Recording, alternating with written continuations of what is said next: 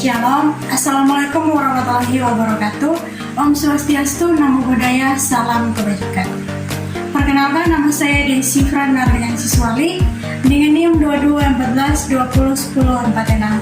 Saya mahasiswi aktif di Universitas Pembangunan Indonesia Manado, kelas A2 semester 2, Fakultas Keperawatan, Prodi Ilmu Keperawatan. Video ini saya buat dengan tujuan untuk memenuhi tugas ujian akhir semester dengan mata kuliah Komputer Dasar dengan dosen pengampu Ner Hosea Gian Kaunang, ST MKOM. Oke baik, di video presentasi kali ini saya akan membahas materi mengenai komputer. Baik, kita masuk pada materi sejarah komputer. Menilik sejarah ke belakang, asal mula komputer tidak jauh dari alat hitung. Pasalnya, komputer berasal dari bahasa Latin yaitu computare dan bahasa Inggris to compute, yang sama-sama bermakna menghitung. Oleh sebab itu, penemuan alat hitung dijadikan sebagai salah satu tonggak sejarah komputer. Komputer pertama kali ditemukan pada tahun 1822 oleh seorang ahli matematika asal Inggris yaitu Charles Babbage. Mulanya Charles bermaksud untuk menciptakan sebuah mesin hitung bertenaga uap yang dapat menghitung tabel angka. Mesin tersebut kemudian ia beri nama Difference Engine Zero dan digadang-gadang sebagai komputer pertama di dunia. Bentuk Difference Engine Zero sendiri sangat jauh berbeda dari kebanyakan model komputer modern saat ini. Meskipun demikian, prinsip kerja yang dimiliki mesin tersebut sama seperti komputer modern, yakni melakukan penghitungan angka alias komputasi. Hitung pada 1890, seorang penemu bernama Herman Hollerith merancang sebuah sistem kartu yang mampu menghitung hasil sensus Amerika Serikat yang dilakukan pada tahun 1880. Berkat inovasi tersebut, Hollerith berhasil menghemat anggaran pemerintah sebanyak 5 juta dolar Amerika Serikat. Selanjutnya, Hollerith tersebut mengembangkan potensinya di ranah teknologi hingga akhirnya sukses mendirikan perusahaan komputer IBM. Berikut macam-macam komputer. Ada 5 macam komputer, yaitu yang pertama PC atau personal komputer, 2 komputer server, 3 komputer desktop, 4 komputer laptop, 5 superkomputer, 6 komputer mainframe.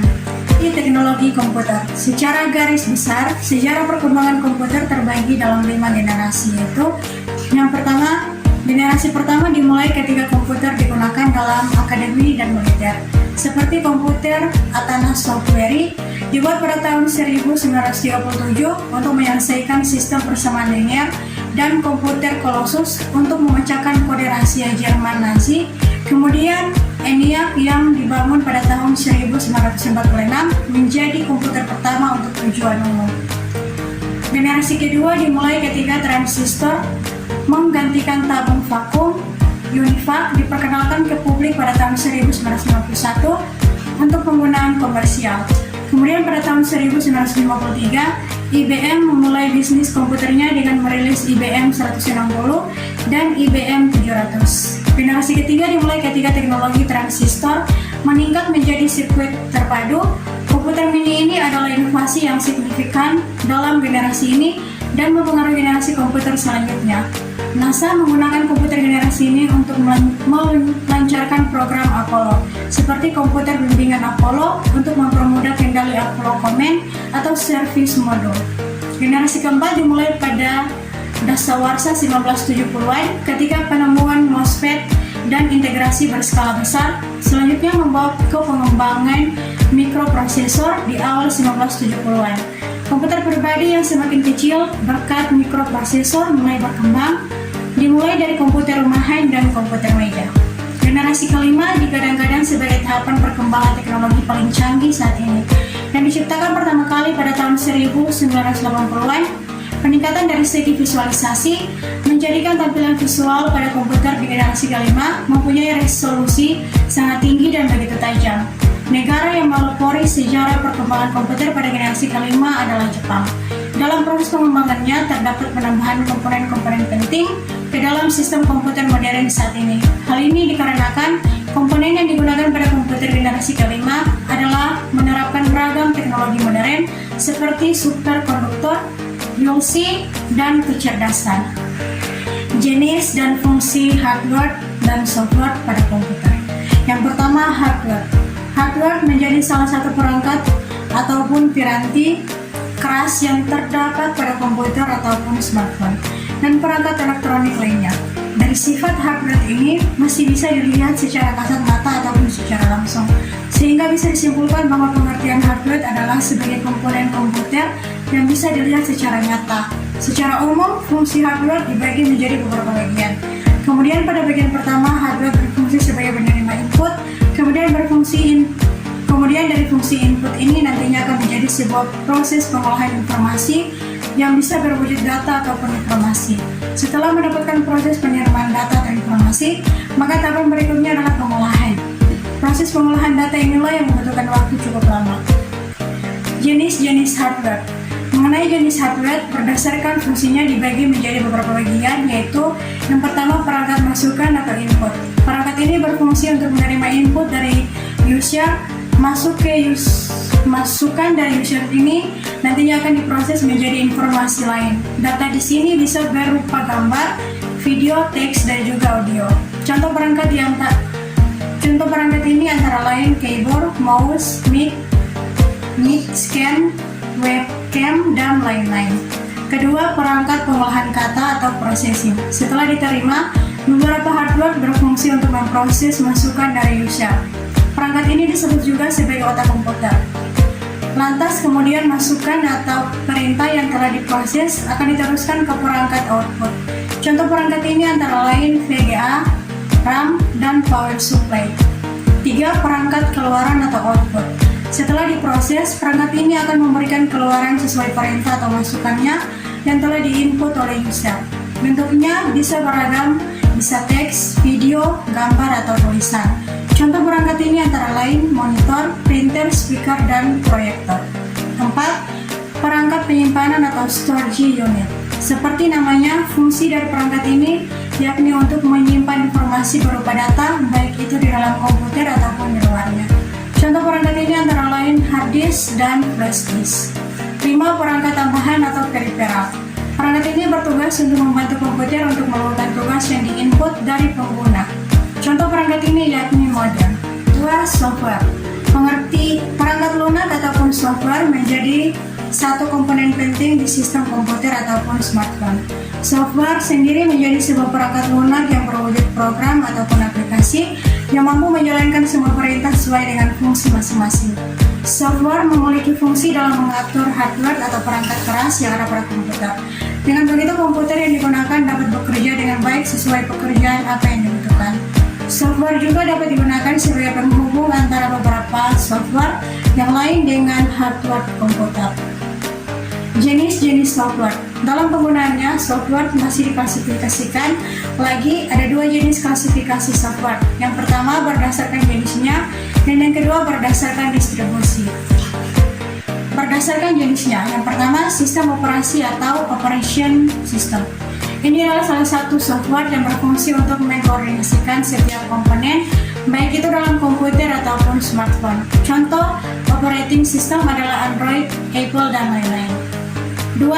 Bahasa pemrograman. Perangkat lunak ini berfungsi untuk memberikan instruksi guna mendefinisikan suatu program. Contoh perangkat lunak ini adalah Java, PHP, dan Microsoft Virtual Basic. Program aplikasi atau application program. Perangkat lunak ini adalah yang paling sering kita gunakan. Fungsinya untuk memudahkan kita dalam melakukan aktivitas sehari-hari. Contoh perangkat aplikasi ini adalah Microsoft Office, Photoshop, dan Canva. 2. Berdasarkan dari distribusinya. Yang pertama, freeware. Perangkat lunak yang bisa digunakan secara gratis, tidak berbayar, dan tidak ada batas waktu penggunaannya, namun biasanya fiturnya tidak lengkap. 2. Adware. Perangkat lunak ini bisa didapatkan dengan gratis, namun ada kompensasi berupa iklan di dalamnya. Spyware.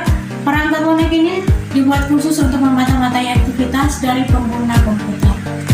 Open source. Ini adalah aplikasi yang mana kode sumbernya bisa dibuka, ditingkatkan, diubah, serta disebarluaskan.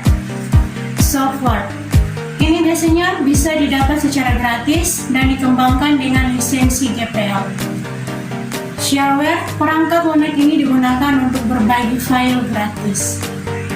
Tipe atau jenis penyimpanan pada komputer atau media atau perangkat. Yang pertama, penyimpanan magnetik atau magnet penyimpanan yang termasuk ke dalam penyimpanan sekunder atau secondary storage yang paling banyak dipakai pada sistem komputer modern. Kedua, penyimpanan optikal atau optical disk. Penyimpanan optikal adalah media yang menyimpan data komputer yang dapat ditulis dan dibaca dengan menggunakan laser bertenaga rendah. Tiga, penyimpanan awal atau cloud store. Penyimpanan awal merupakan media yang masih tergolong baru. Media ini bersifat online dan tidak menggunakan kapasitas data memori pada perangkat karena mereka menggunakan penyimpanan yang terdapat pada internet. Selanjutnya, operating system pada komputer. Pengertian sistem operasi komputer adalah pengelola yang menyediakan berbagai layanan ke pengguna komputer supaya ada satu paham antara keinginan manusia terhadap komputer. Kalau komputer bisa menjalankan tugasnya, maka di sini tugas sistem operasi. Sistem operasi harus ada supaya kinerja suatu mesin atau komputer itu bisa berjalan dan menghasilkan sesuatu dengan baik. Fitur utama atau penting pada sistem operasi komputer yaitu yang pertama, mekanisme boot, yaitu meletakkan kernel ke dalam memori. Yang kedua, kernel, yaitu inti dari sebuah sistem operasi. Yang keempat, command interpreter atau shell, yang bertugas membaca input dari pengguna. Ketiga, pustaka-pustaka, yaitu yang menyediakan kumpulan fungsi dasar dan standar yang dapat dipanggil oleh aplikasi lain. 5. Driver, untuk berinteraksi dengan hardware eksternal sekaligus untuk mengontrolnya. Software Microsoft Word. Microsoft Word merupakan program aplikasi pengolahan kata atau word processor yang biasa digunakan untuk membuat laporan, membuat dokumen berbentuk surat kabar, membuat label surat, membuat tabel pada dokumen, dan masih banyak lagi dokumen-dokumen lain yang biasa dibuat dengan menggunakan Microsoft Word. Fungsi menu atau tools yang penting untuk diketahui dalam menggunakan aplikasi pengolah kata atau Microsoft Word. Fungsi Microsoft Word. Secara umum, Microsoft Word digunakan untuk membuat, mengedit, dan menyimpan dokumen. Tapi ada banyak hal yang bisa dilakukan dengan Microsoft Word. Bukan cuma sekedar menulis laporan, cerita, atau lainnya. Berikut beberapa fungsi, yaitu yang pertama, membuat dokumen. Salah satu fungsi utama dari Microsoft Word adalah membuat dokumen. Kamu bisa membuat dokumen apa saja yang kamu butuhkan dan inginkan. Microsoft Word juga menyediakan berbagai template gratis yang bisa kamu gunakan untuk membuat dokumen tertentu. Yang kedua, mengedit dokumen. Selain berbagi file, di Microsoft Word kamu juga bisa melakukan pengeditan tulisan. Misalnya saja, ketika kamu salah menulis ataupun typo, maka kamu hanya perlu menekan tombol backspace untuk menghapusnya. Kenapa fungsi-fungsi tersebut begitu penting? Menurut saya, fungsi-fungsi yang sudah disebutkan tadi sangat penting karena dapat sangat membantu mahasiswa dalam pembuatan tugas yang diberikan oleh dosen. Terlebih lagi seperti membuat dokumen dan laporan di Word. Sekian video presentasi dari saya. Jika ada kesalahan atau salah kata, saya mohon maaf dan terima kasih. Universitas Pembangunan Indonesia Manado yang terletak di kawasan bisnis Bahu Mall, tempatnya di Kelurahan Bahu, Lingkungan 3, Manado. Sangat strategis di pusat kota Manado. Buat teman-teman yang masih bingung mau masuk di universitas mana, mari gabung bersama kami di Universitas Pembangunan Indonesia Manado.